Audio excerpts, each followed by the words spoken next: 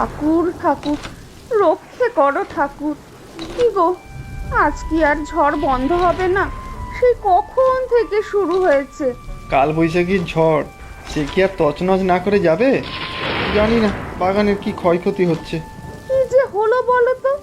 ভেবেছিলাম এবার গাছে গাছে কত আম ধরেছে, সংসারে একটু সুদিন ফিরবে। তুমি সুদিনের স্বপ্ন দেখো, আর আমি ভাবি আজ গেলে কাল সংসার চালাবো কি করে। ঝড় বৃষ্টি বন্ধ হলে বাইরে একবার গিয়ে দেখতে হবে ক্ষয়ক্ষতি কত কি হলো। না না, এই রাতে দুর্যোগের মধ্যে বাইরে যাবার দরকার নেই। কাল সকালে যা হবার দেখা যাবে। ঠাকুর ঠাকুর।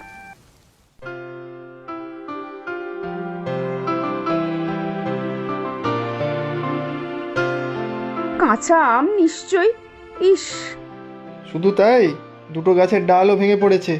তাও ভাগ্যি বাড়িঘরের কোনো ক্ষতি হয়নি। আমগুলো কি হাতে বিক্রি করে দেবে নাকি? আজ না, আজ হাটেও লোক বিশেষ হবে না। তাছাড়াও কাল তো প্রচুর কাঁচা আম পড়েছে সব বাগানে, তাই দামও খুব কম পাবো।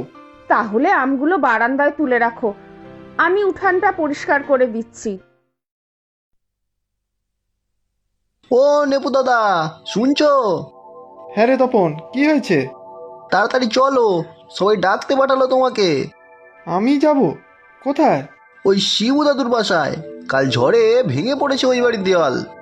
বলিস কি, শিবু দাদুর অত বড় বাড়ি ঝড়ে ভেঙে পড়লো? তা হবে না, কতদিনের পুরনো নড়ঝড়ে বাড়ি। দাদু ঠিক আছে তো? হ্যাঁ, তবে পায়ে ভালোই চোট পেয়েছে, মনও খুব খারাপ। শুধু তোমাকে খুঁজছে। তোমাদের আত্মীয় হয়তো। আত্মীয় মানে জ্ঞাতি হয়, আমার দাদুর খুড়তুতো ভাই। মানে তোমারও দাদু। চলো তাহলে। হ্যাঁ রে চল। এই শিখা, আমি একটু আসছি। যাচ্ছ? খেয়ে যাবে না? না, তুমি কাজ সেরে নাও, এসে খাবো। এই তো নৃপেন এসে গিয়েছে। এই যে শিবুবাবু, আপনার সেই নাতি এসেছে। কে এসেছে? নেপু? হ্যাঁ দাদু, এখন কেমন আছো? কেমন আছি তা তো দেখছিসই, বাড়িটাও গেল। আমি আর বাঁচবো না রে বাপু। ও কথা বলছো কেন? কিচ্ছু হবে না তোমার। হওয়ার আর কি বাকি আছে? এতদিনের পুরনো পৈতৃক বাড়ি সব হুড়মুড়িয়ে পড়লো। তাও তো আপনার কোনো ক্ষতি হয়নি, সেটাই সৌভাগ্য। এদিকের ঘরটা তো বেশ দিব্যি আছে। সেটাই তো বলছি, একেবারে আমার ঘাড়ের উপর সব পড়লেই তো ল্যাটা চুকে যেত। এই একটা ঘরই বা টিকে থাকার কি দরকার ছিল? যাক, আপনার নাতি যখন চলে এসেছে তখন আমরা যাই। চলো হে রতন। এখন কি হবে রে নেপু? আমার তো চাল চুলো সব গেল। এখন আমি যাব কোথায়? তাই তো দেখছি, এই ঘরটার অবস্থাও ভালো নয়। ছাদের দিকে বড় একটা চিড় ধরেছে, প্লাস্টার খসে মাথায় পড়তে পারে। তাই তো বলছি রে নেপু। এ বাড়ি সারানো তো যাবে না মনে হচ্ছে। সব ভেঙে পরিষ্কার করে নতুন করে বাড়ি বানাতে হবে দেখছি। ওরে বাবা, সে তো অনেক খরচ। শুধু খরচা তো নয়, অনেক দিন সময়ও লাগবে। তার থেকে আমাকে কাঁধে তুলে শ্মশানে ফেলে দিয়ে আয় বাপু। কেন গো দাদু, এসব আজে বাজে কথা বলছো? চলো, তুমি আমার বাড়িতে চলো। তবে তোমার মতো অত বড় বাড়ি তো আমাদের নেই, কষ্টে সৃষ্টে একটু মানিয়ে নেবে। ওরে নেপু, নিয়ে যাবি আমাকে তোর বাড়ি? তাহলে তো ভালোই হয়। তবে তোর বউ মানবে তো? দুদিন পরে হয়তো দেখবি ভাগিয়েই দেবে। তখন আমি যাব কোথায়? কি যে বলো দাদু, শিখা আমার খুব ভালো, ও দেখবে খুশিই হবে। এবার চলো তো দেখি। সত্যি যাব? আহা, বাঁচালি আমাকে নেপু। তোমার কি কি নিতে হবে বলো। নেব আর কি, দুই একটা জামা কাপড়, গামছা আর দুটো চপ্পল। এই খাটের নিচে একটা বড় বাক্স আছে, ওটাতেই সব হয়ে যাবে। আচ্ছা ঠিক আছে, আমি রিক্সা ডেকে আনছি। তুমি ছাতা মাথায় একটা রিক্সায় বসবে, আর আমি অন্য রিক্সায় বাক্সটা নিয়ে যাব। আচ্ছা ঠিক আছে। ঘরে বাকি যা জিনিসপত্র বেঁচে গিয়েছে তার কি হবে? গোল্লাই যাক সব জিনিসপত্র, পুরনো রদ্দি জিনিস সব, যে পারুক নিয়ে যাক। আচ্ছা ঠিক আছে, তোমাকে বাড়ি পৌঁছে দিয়ে আমি এসে দেখব।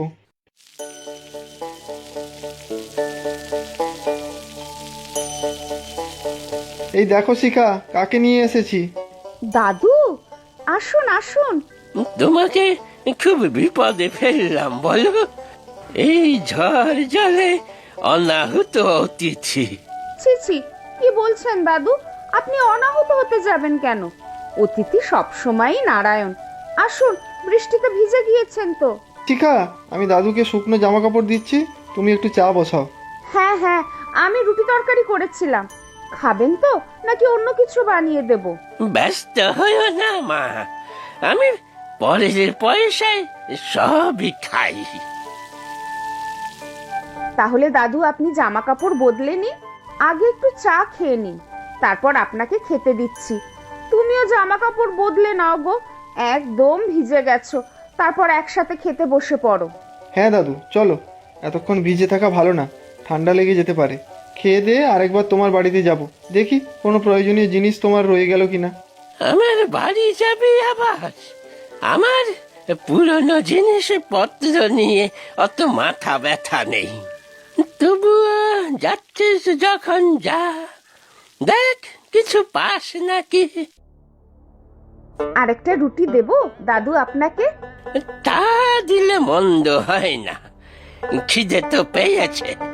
অনেক দিন পর গরম গরম রুটি করে কেউ দিচ্ছে। শোনো না, বলছি যে তোমার যাওয়ার কি খুব দরকার আছে আজকে? কাল আকাশটা পরিষ্কার হলে গেলে ভালো হতো না? না না, রাতের বেলাতে অমন খোলা বাড়ি থাকলে চোরে সব নিয়ে যাবে। প্রয়োজনীয় জিনিস কিছু থাকতেও তো পারে। নিপ্রাণ পারলে দেখে আসুক না বৌমা, প্রত্যেক বাড়ি তো। যদি কিছু পাওয়া যায়, তরকারিটা খুব ভালো রেঁধেছ না তো বউ। আর একটু তরকারি দেব?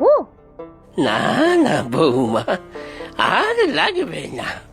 আমি একটু বিশ্রাম নিয়ে নেই এবার, সকাল থেকে অনেক ধকল গেছে। ঠিক আছে দাদু, আমি কিছুক্ষণ পর তোমার বাড়ি যাব। শিখা, তুমি তো কিছুই খেলে না, সব খাবার তো আমাদেরই দিয়ে দিলে। আমাকে নিয়ে ভেবো না, আমি ঠিক মুড়ি চানাচুর খেয়ে নেব। ঘরে অতিথি এসেছেন, তাকে আমি পেট ভরে খাওয়াতে পেরেছি, তাতেই আমার শান্তি। এই শোনো না, বলছি বৃষ্টিটা একটু ধরেছে, এখনই দাদুর বাড়ি চলে যাও, দেরি করো না আর।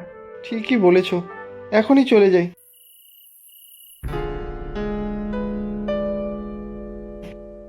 দাদুর বাড়ির অবস্থা তো খুব খারাপ, সব জায়গায় ফাটল ধরেছে।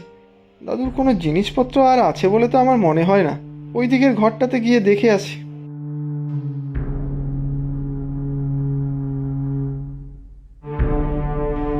আরে, ওটা একটা কাপড়ের থলি মনে হচ্ছে। হিরে, আবার ঝড় শুরু হলো মনে হয়। বৃষ্টি শুরু হলে বিপদ আবার। যাই, কাপড়ের থলিটা নিয়ে যাই। আর তো তেমন কিছু দেখলাম না।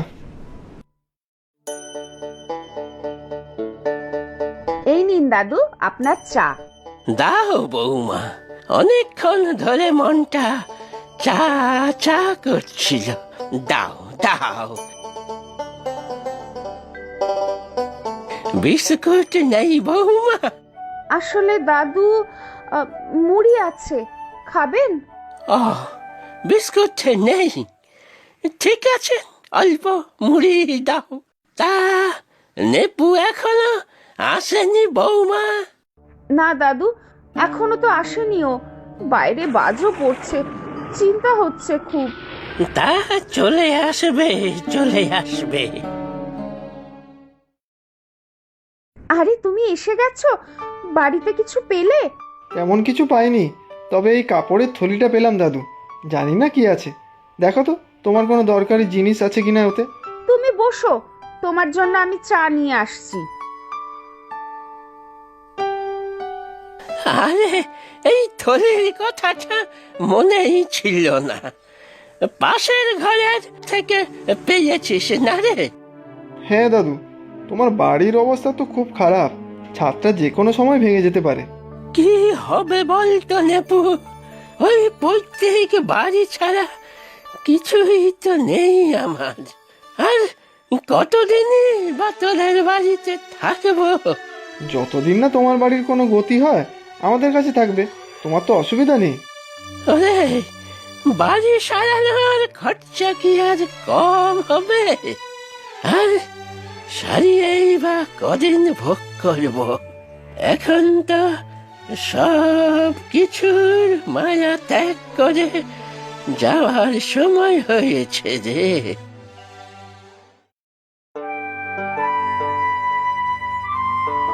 আপনি খামোখা চিন্তা করছেন দাদু, আমরা তো আপনার আপনজন। বিপদের দিনে আপনজনের সাথে থাকবেন না তো কোথায় থাকবেন? দাদু, শিখা তো ঠিকই বলেছে। নেপুরে, তুই বুঝতে পারছিস না, আমার ওই বাড়ি কি আর তাড়াতাড়ি সারানো যাবে? সেটা অনেক দিনের ব্যাপার। আপনার এই নাতি আছে তো, ঠিক কোনো ব্যবস্থা হয়ে যাবে। আপনারা চা খান, আমি বরং রাতের খাবারের ব্যবস্থা করি। এই শোনো, কাল একটু বিস্কুট নিয়ে এসো, বাড়িতে বিস্কুট শেষ। দাদু, তোমার ওই কাপড়ের পুলটিতে কি আছে গো? খুলে তো দেখতে পারো। দেখব দেখব, ও তেমন কিছু না, এমনি থলিটা পড়েছিল ঘরে, খেয়ালই ছিল না। আচ্ছা শিখা, দাদুকে তো থাকতে বলে দিলাম, কিন্তু আমাদের দুজনেরই নুন আনতে পান্তা ফুরোয়। দাদুকে রাখবো কি করে সেটাই ভাবছি। আর বিস্কুট আনার পয়সা কোথায়? দাদুকে এনে মনে হচ্ছে ভুলই করলাম। ছি ছি, ও কি কথা? দাদু আমাদের অতিথি, অতিথি নারায়ণ, ওনার কেউ নেই। আমরা যদি ওনার পাশে না থাকি তাহলে কি করে হবে বলো তো? তুমি ওসব চিন্তা করো না তো। চিন্তা করবো না? আজকে রাতেও তো তুমি কম খেলে, এইভাবে কতদিন চলবে? কম খেয়েছি, না খেয়ে তো নেই। ঝড়ে যা আম পড়েছে, কদিন পরে হাটে বিক্রি করলেই ভালোই রোজগার হবে। তা ঠিক, সত্যি শিখা, তোমার জবাব নেই। হয়েছে গো হয়েছে, তুমি বরং চিন্তা করো দাদুর বাড়ি সারাবে কিভাবে। সেটাই ভাবছি, অনেক টাকার ধাক্কা। দেখি কাল সকালে বৃষ্টি বাদল না থাকলে দাদুর বাড়ি আবার যাব, কতটা কি করা যাবে দেখে আসবো।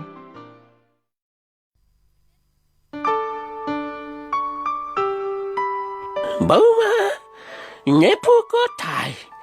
ওকে তো দেখতে পাচ্ছি না। ও একটু বাগানের দিকে গেছে, কাল থেকে ঝড় বৃষ্টি হচ্ছে, বাগানের গাছপালাগুলির কি অবস্থা সেটাই দেখতে গেছে। ওই তো দাদু, ও চলে এসেছে। আয় রে নেপু, এসো বৌমা, তুমিও এসো, কথা ছিল। কি গো দাদু, কোনো দরকার আছে? ও দাদু, তুমি এই কাপড়ের পুল্লিটা পাশে রেখেছো কেন? বুঝলি রে নেপু, রাতে পুটলিটা খুলে দেখলাম বেশ কিছু টাকা রয়েছে এর মধ্যে। আমার মনেও ছিল না, সারা জীবন এত কিপটেমি করেছি, কোথায় কোথায় টাকা লুকিয়ে রাখতাম নিজেই জানি না। দিনগুলো আমার কেউ নেই, কোনোদিনও ভাবিনি যে এই টাকা বিপদের সময় কাজে লাগবে। এসব কি বলছো দাদু? হ্যাঁ রে নেপু, পুটলিটা নে, দেখলাম অনেক টাকা আছে, তোর কাজে লাগবে। না না দাদু, আমাদের কোনো টাকা লাগবে না, আপনি আমাদের অতিথি, আপনার থেকে টাকা নেব কেন? দূর সম্পর্কের আত্মীয় হয়েও তোমরা যে ভালোবাসা দিয়েছ, আমি আমি সত্যি ভাগ্যবান। এখানে যা টাকা আছে তাতে ভাঙা বাড়ি না সারিয়ে একটা নতুন বাড়ি বানানো যাবে। আমার অবর্তমানে তোমাদের নামে ওই বাড়ি লিখে যাব। তোমরা দুজনে কর্মঠ, ঠিক ওই বাড়িকে তোমরা কাজে লাগাতে পারবে। দাদু, তুমি আমাদের এত ভালোবাসো? দাদু, তুমি ভগবান। সত্যি অতিথি নারায়ণ।